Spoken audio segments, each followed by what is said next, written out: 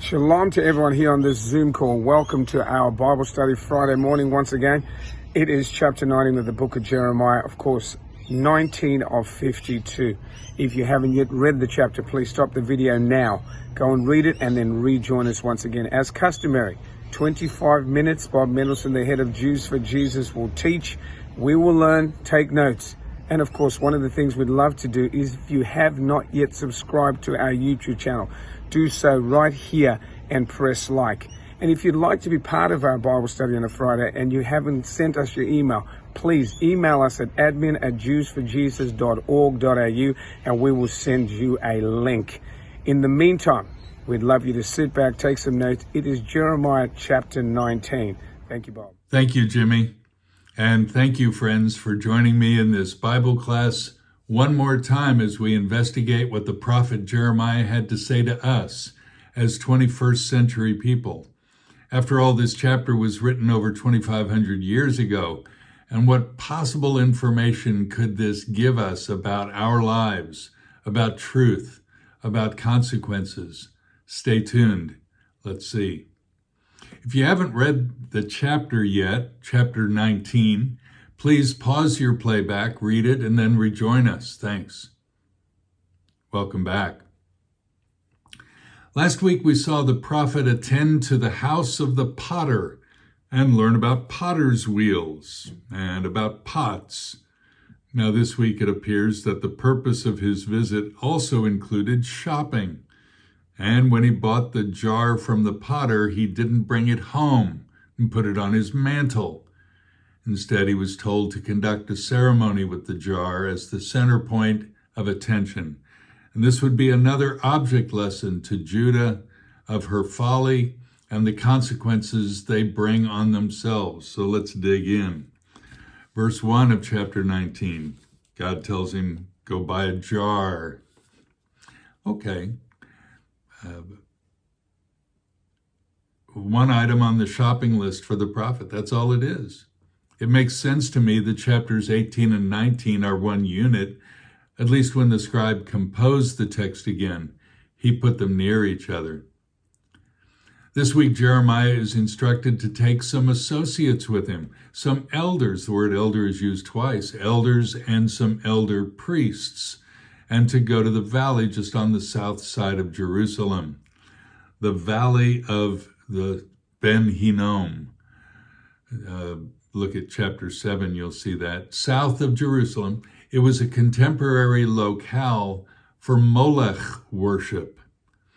Now, under Josiah, the shrine was destroyed, and later on the valley was used for burning garbage and for cremating the bodies of people. You think, wait a minute, Jews don't cremate. They cremated the bodies of criminals.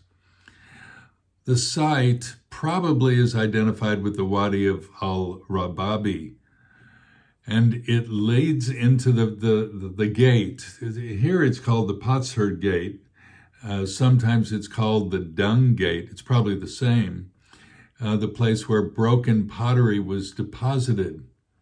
I mean, what do you do with broken pottery? Last week we saw that while it's being formed, the pot can be reshaped. Oh, that's not turning out right. Let's pour some more water in. While it's still wet, you can do all kinds of things with misshapen pots. But once it is broken, there's nothing you can do about it. You just have to throw it away. You deposit it there in this valley. It was notorious. This valley was notorious for its pagan cults and cult practices. So God indicts the people for allowing this practice and says their ears are tingling. It's as if the scene of the burning would keep us awake at night. It's the tinnitus of the people. It's the voice of the Lord, the words of the Lord that should be in their ears and hearts and lives, and not the judgment of the situation. They're listening to the wrong thing. That's the problem. And we'll hear that again and again. We've heard it throughout Jeremiah. It's not news. It's just repeat news. Maybe that's what we'll say. The priests and the elders are supposed to come along and be witnesses to the crimes of the people. but it's really more than the people, isn't it? Hear the indictments, they should repent. This is what judgment always starts with the elders. Judgment always starts with the ones who are in responsibility over the people. James says that teachers are going to bear more responsibility because they should know better. If you're teaching, this is a worry for me, that when you know better and you don't live better and you don't cause the people to stop living wrongly, you are judged more harshly, more intensely. Well, that's why you bring the elders, not just the priests, like a priest in training. He brought the elder priests.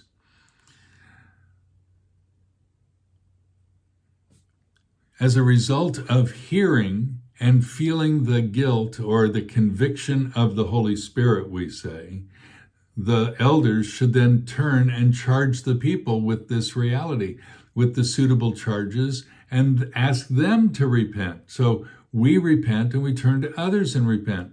Sometimes we hear people say, you believers in God, all you talk about is repentance and trying to get right, and you tell us we're sinful.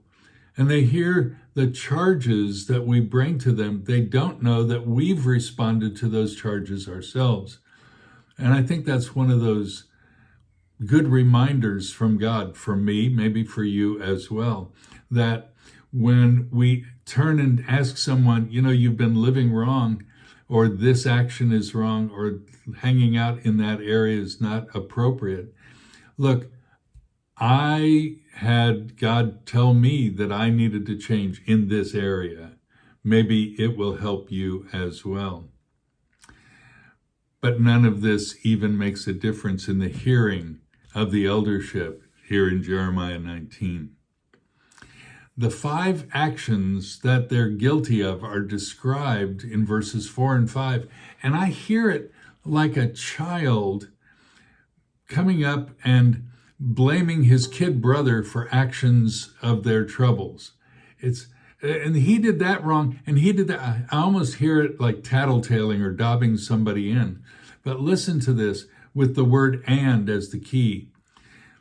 Because they have forsaken me and have made this an alien place and have burned sacrifices in it to other gods that neither they nor their fathers nor the kings of Judah had ever known, and because they have filled this place with the blood of the innocent and have built the high places of Baal to burn their sons in the fire as burnt offerings to Baal, a thing which I never commanded or spoke of, nor did it even enter my mind. Therefore, you hear these 5 different actions listed.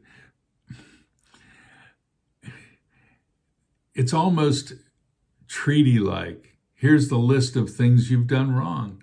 We would say bullet points. Number 1, number 2. Yes, this is wrong. That kind of thing. But I hear it more like a child making sure that the list is full. These are scandalous actions, unheard of. The word foreign or other is used here in the text. The land shouldn't think of these things. It shouldn't act like these things. It shouldn't be like the nations around us. God never wants us to emulate the world. Rather, we should influence it. The model of God's thoughts are in view. It never came to my mind. What's our goal in life? What's our religion? When you think about it, well, what religion do you practice? Oh, I go to the synagogue on Saturday. Oh, I go to the church on Sunday. Oh, I don't smoke. I don't drink. I don't chew. I don't hang out with the girls that do. Is that what your religion is? Is it something about activities or inactivities that define you? God's idea for us, our religion, should be this. Love the Lord your God with all your heart, soul, mind, and strength. Get connected to God. Know God. Be in relationship to God. Jeremiah 9, let him who understands and knows me represent. This is all about, don't let the wise man boast in his wisdom. That's not it. Don't let the rich man boast in his riches, but let him who understands and knows me. That's the buzz of Jeremiah. That's the whole theme of Jeremiah. The truth is, do we know him? The consequence is, if we don't, we'll just have either religion that we make up. Look what it says. Or it never came to my mind.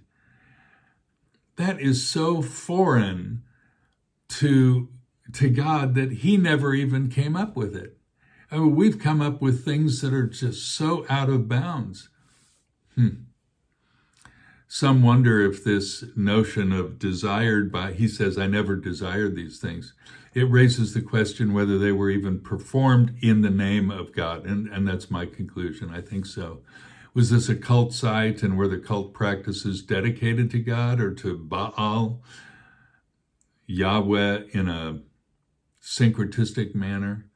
The wording of the text seems to indicate an affirmative answer. Yahweh seems to be disavowing any association with the practices, suggesting that the people were making those associations. So the place is going to be renamed. Topheth, which is its name before, comes from the word tafaf, meaning to drum, and it is or to play with timbrels. It could expand to mean a smiting or contempt, and that makes sense in light of the charge. The pain God feels, and the older men should feel, is that they once had it right, but now they let things go bad, from bad to worse. If Topheth is understood as a form indicating some places say it indicates a fireplace or a place of burning, then the identity with the Valley of Hinnom and the garbage dump by the time of the Newer Testament all give similar indications. In fact, 2 Kings 23 has it like that. There it's the Topheth, defiled by Josiah as part of his reform. Josiah cleaned things up there, but by Jeremiah's time, Jehoiakim's time, no, it's gone from bad to worse. Verse 7, the word empty here is bakak, the same root of the verb jar, bakbuk, in verses 1 and 10. The word is obviously onomatopoeic. In other words, it's the sound of an emptied or empty vessel when you, this is not empty, nor is it an earthenware jar, but you get the idea. It gives the sound of the vessel being emptied of its liquid, and God is going to empty out or pour out the council of Judah and Jerusalem here. The symbolic action begins. It's not merely the breaking of the jar that's symbolic. Already the jar is identified with Judah and Jerusalem. We saw that last week. And then if this location is in fact the garbage dump, then the counsel or plans of the people is seen as garbage poured out on the dump. It's not poured out at the holy temple. It's poured out at the dump. Then this is a shanda. This is really sad. I will cause them to fall by the sword. I will give over their carcasses as food for the birds of the sky and the beasts of the earth. That's verse number 7. They're not buried.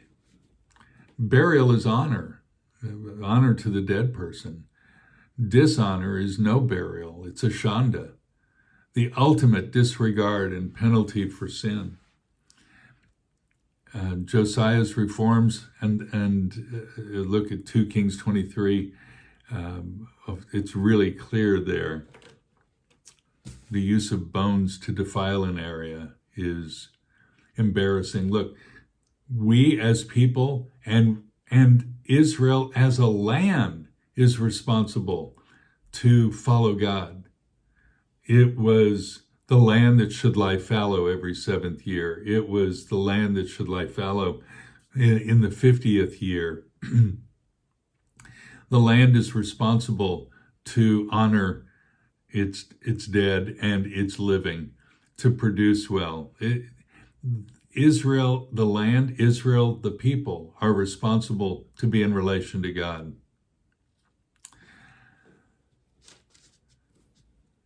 The word to be horrified and shriek are repeated.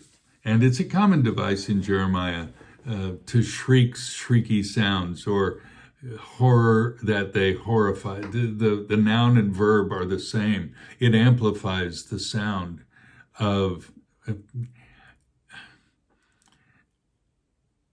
the language is similar to these treaty causes that we might see in suzerainty treaties, common in, I think Russia's trying to do that with Ukraine right now, trying to dominate and become the suzerain over it.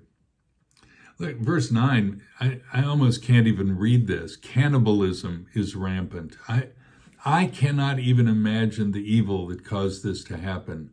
It would have been blight and famine. Obviously, you're hungry, you want to eat, and so you turn and eat your neighbor, your child. It is the ultimate in self-indulgence and selfishness. Nothing else speaks to me so much of the horror and the sadness and the wickedness of the people. I am repulsed by the language of the evil that causes the language of the judgment to come. The warnings are loud and clear. There's no hope. There's no chance out of this. What do you do when the sound is heard? What do you do when you get this hopeless announcement, this pronouncement from the prophet that says, it's over. There's no way out. What do you do? Well, thankfully, there is more to come in this text. Jeremiah's prophecies don't end in chapter 19, but the visual remains. And I long for something of hope every time I read this scripture, every time I read any scripture. And I don't want to be in too much of a hurry. Let me say this clearly. Don't be in a hurry to get past this. Well, that was then. Look now, we've got Yeshua, we've got the Holy Spirit, we've got new life. Yes, we'll get there. And I don't want to dismiss that. But why does God spend so much time teaching us about hopelessness? I think we live in a world today of deservedness.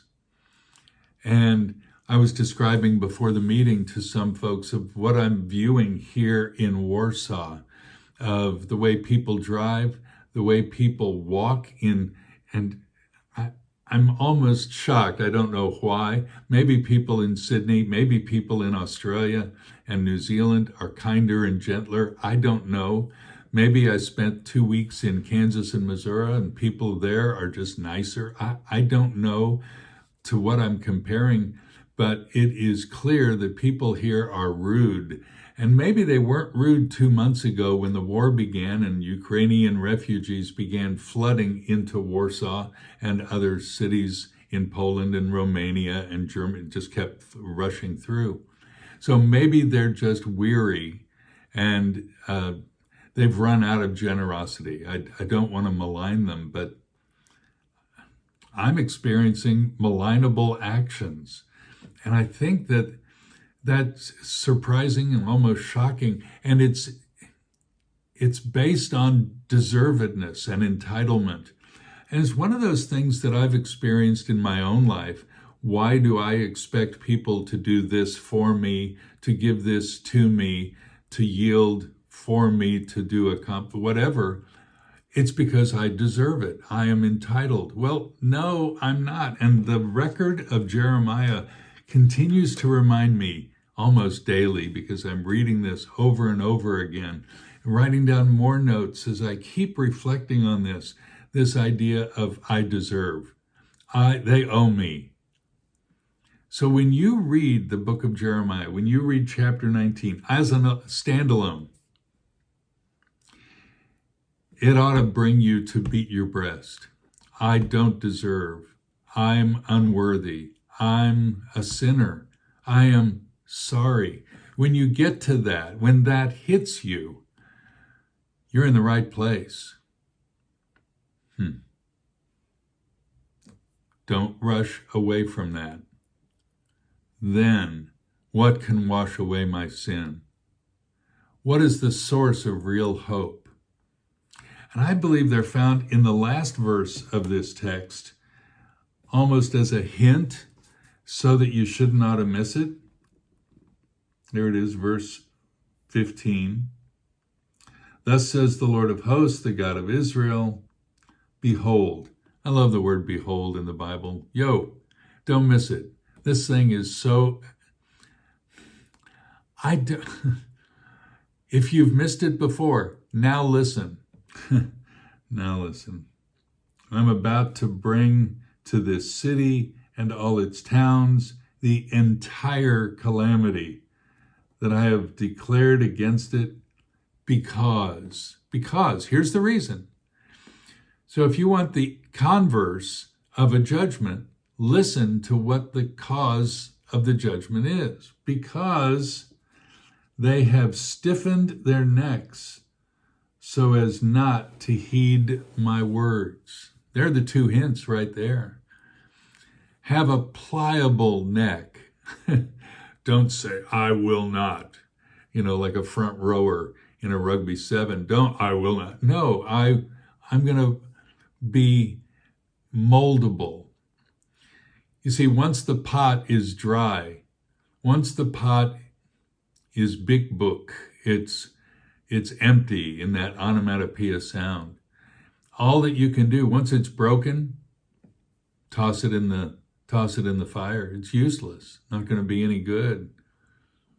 So don't stiffen your neck. Or we could say, humble your heart. We could say it in the positive. Be submissive to God. Submissive doesn't mean that we are robotic. It means we're pliable, like that clay, if you want, like the Play-Doh that your grandchildren and nephews love to play with. Be moldable. Let God have your heart to make you into something that represents him well. I think of the child that was busily drawing as the mother gave the child some crayons and some paper, and drawing feverishly with all great excitement. What are you drawing, son? Oh, I'm drawing a picture of God. Well, this is great, honey, but nobody knows what God looks like. Oh, in a minute they will, said the child. There's something about being yielded to God and looking forward to being in his presence or thinking thoughts about God.